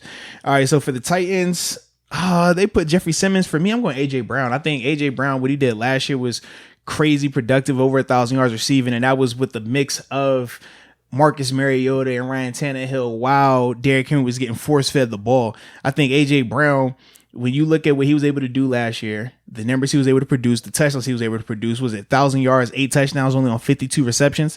I anticipate that number going up. I anticipate him being a lot better in year 2, a lot more established, and he's going to have a quarterback that he already has a built-in rapport with, who is a lot better than Mariota, which is why they kept him and paid him, and he had success going to the AFC Championship game. I think that all that is the biggest reason why, and the caveat, he goes by the name AJ, but his first name is Arthur. So I like him even more. I was between him and Simmons. I think Simmons is going to get on Simmons though. God. That's what I mean. He's going to get this opportunity with Casey being out. I like Simmons way more than I like Quinnen Williams. Yeah, well, yeah, we talk about the D tackle position. That's kind of why I don't believe in the Titans offense. I don't. I really don't. I don't believe Tannehill is going to replicate what he did last year. Well, I like AJ Brown though. I really like AJ. I guess my question is this: you not believing he could replicate it? Do you think it's going to be worse than what it was when he had Marcus Mariota as the starter? Because I don't see it going there. But a lot of it came from Tannehill's magical year, his magical run. It didn't. I mean, no, Derrick Henry was killing, but AJ Brown could ball. No, that's what I mean. Yeah. From Tannehill just throwing up these lobs to AJ Brown and catching them and getting all. AJ gets open, man. He was the better receiver. DK Metcalf got the hype, but AJ was the clear cut better receiver. His second half was awesome. So that's what I mean. I just don't see that replicating this year with Tannehill, but I do like AJ Brown, and there's times where you can have good receivers. Good receivers have good stats with shitty quarterbacks. I've seen it with Josh Gordon, and I would say Tannehill's probably better than some of those quarterbacks up there. I don't know how much he's going to pass. I don't know if it's, the whole volume thing with it. Well, not even a volume thing. I just think, is he going to get more than 1,000? Like I think he can easily replicate this year in terms of 1,000 yards and his touchdowns. But is he going to do better than that, where it's really going to stick out? But at the same time, is that going to be enough to make the Pro Bowl even? Because see, when I think of this, I like say Simmons. I think worst case scenario, Tannehill played in 12 games last year. He only started 10. So you mean to tell me I'm going to get a Tannehill for a full 16-game season? I personally think that AJ Brown numbers will go up because of that. Because regardless of if you believe Tannehill can come in and throw, I mean, last year he threw for 2,700 yards, had 22 touchdowns. Dude. You can knock the touchdowns down. He's going to pass for more than 2,700 yards. He's done that numerous in his career. Tannehill has a 4,200 yard season, a 4,000 yard season, a 3,900 season, and a 3,200 season. So if I'm high on Josh Allen, I would have to believe that Tannehill is the better quarterback based off of what we already know right now from a passing standpoint. So worst case scenario, he's a 3,000 yard passer. Worst case. The difference is they only have AJ Brown that he's throwing to. Yeah, but I don't think Mariota, I mean, he was bad, but he wasn't like that bad to where I don't think Tannehill being there a full season and reverting back to what Tannehill was completely makes up for that. Who's the better quarterback, Tannehill or Dalton? Man, dude. Tannehill's best year passing was 3,400 yards. Man, dude. That's what I mean. Tannehill's not a good passer, bro. Exactly. That's why I'm not really having faith in this whole AJ Brown's going to completely go off said Tannehill. Year. I meant Mariota. Mariota is not a good passer. Mariota, his best year was 3,400 yards. I understand. I'm just talking about quarterback play. I mean, he wasn't. That's what I'm saying. Yeah, he wasn't that bad last year. He was that bad last year. But I see Tannehill throwing for 80 yards and getting exposed in the playoffs. So I don't. Versus who? He only had one bad game, and that was against the Super Bowl champs. What are we talking about here? Two passing performances with, what I think it was 80 yards to get, and then Chiefs, he just didn't play good. No one had an issue with Jimmy G doing that. Jimmy G won a game with 7 completions in the playoffs. The divisional round, remember that? Not much was needed there. Oh, come on, They man. blew out the Packers. Come on, don't do that, man. I'm just telling you how it is, man. You showing your Tannehill hate. It's all good, man. I just don't see it being. It's all good, man. I just don't see him doing it, dude. I could see AJ Brown having another 1,000-yard, 1,100-yard year. Yeah. I could see Simmons balling out though and going crazy. That's what I see. So I don't know. Is 1,000, 1,100 yards going to do it? Could that get in the Pro Bowl? It could. It could. But I like Simmons as the upside play there over AJ Brown. Because I'm not saying Brown's going to do bad. I just don't see the upside of a 1,300, 1,400 yard year. Okay. I see 1,000 or 1,100 yards again. Tannehill's going to come back to earth. And he didn't leave Earth last year. Huh? He didn't leave Earth last year. He played like Tannehill plays. Nah, that was the best he's ever played. You're out of control. It was, dude. What? It was. No, it wasn't. Not even close. It was the best he's ever played. No, it wasn't, bro. No, it wasn't. That's just when people started noticing him. Huh? Tannehill's best year was probably 15 and 14, bro. Yes. No way, dude. Yes, dude. Absolutely. He's never done from an efficiency standpoint what he did last year. Bro, QBR, it's 66 and 14 and 61 and 15. Those are full 16-game sample size, not a 10-game sample size. If you talk about last year, we had 70% completion rate. Dude. Full body of work, man. No, dude. And he's not that good. That's what I'm trying to tell you. I'm just saying, 4,200, 24 touchdowns, 12 picks. That's really good. That's different than the Titans system, though. They're not going to be relying on him like that. They changed their system, and when you do that, you're going to lose. You're going to lose. So him coming in and throwing 286 times last year, that wasn't a lot. You're going to be mediocre then, dude. I don't see it, man. Let me hear this. Come on. You're going to be mediocre if you want to pass a lot with Tannehill. That's why they're running the ball so much. I'm just saying. So 1 minute you're praising him, saying that he had this amazing season, and then the next you're trying to say that they just ran the ball so much. Which did. It was a combo. Help me understand. Which one is it? Dude, it was a combo of both. I don't buy into him this. I just simply don't. He's going to revert back to what he was. And, whether that's yards or not. He's a decent quarterback. He's not, dude. All right. I don't think he was ever over top 20. I really don't. Okay. Top 18, maybe. Well, we know your quarterback race isn't the most surefires. We know that.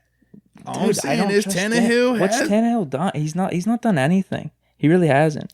So 4,200 passing, 24 touchdowns, 12 picks is nothing. No one, you can't trust him. That's not nothing. Big game. That's not nothing. You can't trust him in a big game. 4,000 passing, 27 touchdowns, 12 picks. That's not nothing. You can't, dude. 3,900 yards passing, 24 touchdowns, 17 picks is nothing. You can't trust him in a big game. I'm just throwing it out there. Okay. I don't care. If you want him to be passing that much, you're gonna lose. All right. I mean, their best bet is doing the whole Derrick Henry thing, but I don't know if that's gonna last. I really don't. You just a hater, bro. Nah, dude, You're such a hater. I'm just being real about the Titans. They're 9-7, average team. They got lucky. All right. That's what. And Tannehill had a magical run. That wasn't magical. That was what he is. That was the best. No, dude. That's how are you gonna say that's his best? How are you really gonna say that's his best? Completion percentage, touchdown interception ratio, QBR, bro, he all played that. 10 games. All that was his best. That's not it's not large enough compared to 16 games. If you're playing less games, your numbers, if you are who you are gonna look like that, bro. I'm sure if we took 10 game splits from all the seasons before that, you could make that same case. All right. I don't get it. His stretch of games was even better. So we're saying that if he played out the rest of that season, he would have had god awful stats then. God awful. How? He even it out? Bro, 6 more games, he ends up around 4,000 yards. 3 high 3,800 passing. That's what I mean. He's had 4,000 yard passing seasons multiple times. Dude, but no, I'm talking about in terms of touchdown and intercept. Dude, look at... He's had 27, 24 touchdowns. He's done that. Nah, dude. He might have had more touchdowns this year, but like you said all the time, touchdowns, that's fluky, right? It's situational, right? QBR, all under 50, except one season. It's just not good. I don't care. Throw as much as you want, do whatever. It's just... That's what I mean. The Titans aren't going to get anywhere if they're doing that. The Dolphins never did, and now the Titans won't either. The Dolphins weren't a good team. That's the difference. And he was one of the most sacked quarterbacks in the league. Yeah, he got sacked 58 times. If you want to back Tannehill, you can roll with Tannehill, man. He's going to do bad this year. Man, I understand you like to hate on Tannehill. That's all I'm saying, man. I'm just being real about Tannehill. It's cool, bro. It's cool if you want to back him, but he's just not that good. All right, it's cool. He hasn't proven anything to me. All right, it's cool. We got AFC Championship game is good, and then we got the Steelers to wrap it up, man. Who you going with? Dude, AFC champ. Come on. He went. Did he not play in the game? Am I and he lost, dude. He sucked. He lost to the Super Bowl champion. He got exposed, and he threw for 80 yards in the game. He lost to the Super Bowl champions. He lost Super Bowl champions. I ain't tripping on that. Nah, dude. Don't praise Jimmy G and then let. I'm not praising Jimmy. You did praise Jimmy G the other day. For what? No, I said he was terrible. He's terrible. Get out of here, man. I didn't say he was terrible. You just said he was terrible right there. Which one is it? He's one of those guys you can't trust, just like Tannehill. I've said that. He's a top 20 guy. Whatever you say, man. That's what I've said. I said Mahomes is way better. He proved that in the Super Bowl. Yeah. Whatchamacallit? Steelers then. Yeah. Who you got? Oh man, dude, there could be 5 guys for this. Bud Dupree, Bush, Tuitt. Deontay, Nelson. I'm going to go with Bush. Just kind of, it's almost like that Abram factor that I was talking about. Okay. Made the honorable mention last year, and he got all the playing, 60% of the playing time. This year he's going to get all of it. And first round pick, extremely talented. I think he's going to make that second year jump. It's going to be a great defense. I think the numbers are going to be there in terms of tackles, just the stats across the board. So I'll give it to Bush. I mean, I think there's a little bit more unknown with the other guys. And Steven Nelson, I don't know if his stats are going to be there just kind of like this year with what happened with all the other cornerbacks. So, yeah, dude, I'm going to go with Bush. All right, I'm going Deontay. I think, number one, when we talk Steven Nelson, the secondary is way too crowded in the AFC. We talked about how Joe Hayden, I mean, it looked like it was going to be a stretch for him to even make it. And we know how good Joe is. When we talk about Devin Bush at inside linebacker, the other guys that are currently already there, you got Darius Leonard, you have Tremaine Edmonds, who are young guys who are already proven. Then, like I said, last year, Dante Hightower made it, but CJ Mosley will be coming back. So my question is is he going to be able to have performances that are going to be better than a Dante Hightower or CJ Mosley or even a Patrick Queen, who you were high on as well? We're both high on Patrick Queen. I personally have my concerns with that because he's going to have the lion's share of the coverage responsibility now. Similar to what we saw with Mark Barron, we're anticipating him obviously doing a better job with that, but that's a bigger responsibility when you have to be the guy in that department. I think he will improve, and I definitely think that he should be able to handle that without a doubt, but that is going to be a challenge for him. The reason why I'm excited about Deontay, though, is number one, Deontay did what he did last year with Mason Rudolph and Doug Hodges at quarterback. We know that Ben coming back, that's a major upgrade. Now, the room will be more crowded because you have a Juju, a Chase Claypool, James Washington, Ebron, Vance McDonald. But I think the routes that Deontay runs, the short intermediate stuff that he does is very QB friendly, and he creates after the catch. He does a great job after the catch. I think all of those things are the biggest reason why he would get that nod. With Bud, we saw Bud had the numbers last year. Mm-hmm. But we also know the politics of two guys like a Von Miller, and like I said, Khalil Mack, he's in the NFC, but you see with certain names, it just, you're stuck. And we anticipate Bradley Chubb being able to get in because, I mean, he already has a 12-sack season. We anticipate him being able to do that again, if not better. That's the concern with that when I think of a guy like Bud. And then with Tuitt, it's a lot of names that we've named so far in terms of D tackles now that aren't even on the list that have made it. We talked about a guy like Quinn Williams. We talked about a guy like, we were just talking about him actually, Jeffrey Simmons. I mean, we can go down the list of interior D tackle, DN types that weren't on the list, and they already have 5-6 guys on the list right now. So that's my only concern when I think about Tuitt. But with Deontay, I think that it's set up for him to be successful. I think that it's set up for him to really go out there and flourish with Ben as his quarterback. So that's what I'm going with him. All right, dude. Yeah, that works. How would you rank the 5 there? If you're going to rank, you say Deontay Johnson 1. How would you have it falling from there? In terms of making it to the Pro Bowl? Yeah, chances. Yeah. Oh, see, it's simple. Deontay, Devin. I go Deontay, Devin. Matt Filer. Steven Nelson. No, actually, Tuitt then Steven Nelson. Okay. Because even though Steven is nice, not Bud. You'd have Bud last.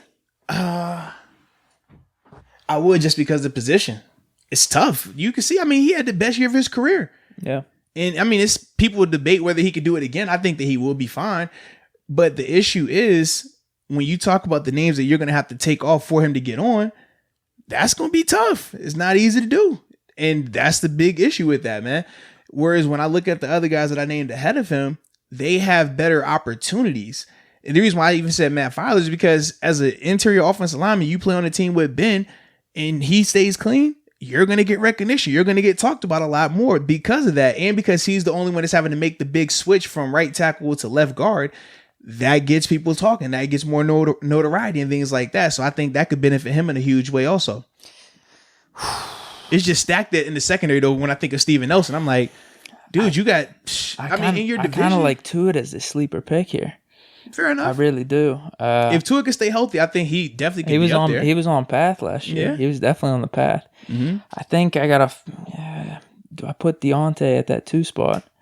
Are we completely writing off? I know, obviously, Juju already has a Pro Bowl, but... Yeah, we're saying just first time Pro Bowl. That's what I mean. Does that hurt Deontay's chances a little bit?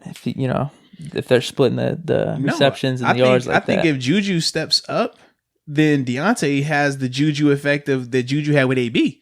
It makes it a lot easier on Deontay. If Juju can command a double team, imagine Deontay single covered out there. That's going to be a problem. I'm going to go Bush. I'm going to go... Man, dude, it's between Tuitt and Deontay here. I'll go Bush, Deontay, Tuitt. No, I'm going to go Dupree over Tuitt. Okay. Bush, Deontay, Dupree, Tuitt, Nelson. And I'll put Fowler at last. All right. So that's my top 6. I know you don't like offensive linemen, though. Dude, it's all good, bro. We'll see. We'll see, man. Good. I know he's been playing pretty good, but... not pretty good. He was, arguably their best offensive lineman last year. People would make the case for Pouncey because of the name element, but when you watch the tape, Pouncey did have some times where he struggled a little bit, whereas with Fowler, he was a steady producer last year. He just doesn't have the name recognition right now. Understood, man. Yeah. We got anything else you wanted to cover? Nah, man, I think that's it. Besides, man, this podcast is like 3 hours long, bro. I feel like we've been talking forever in here. Nah, I'm messing. All Oh, man. So I'm good if you're good, man. I'm good, man. I don't got anything else. Yeah, man. You gonna tell that story about how you jinxed the Steelers? I'm good, dude. All right, just checking. I'm straight, man. I'm straight. Man.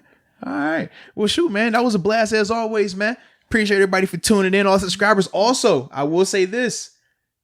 The numbers of female subscribers did go up. We're sitting at 5.7% because of Taco Meat Deke. Stop it, dude. Now, if the numbers are down because you got the taco meat covered up, I'm just going to let you know now, man. It's going to be an issue, all right? But Taco Meat Deke got the numbers up. Just throwing it out there, bro. All right. Yeah. Well, we appreciate everyone for tuning in. And until next time, baby. Peace.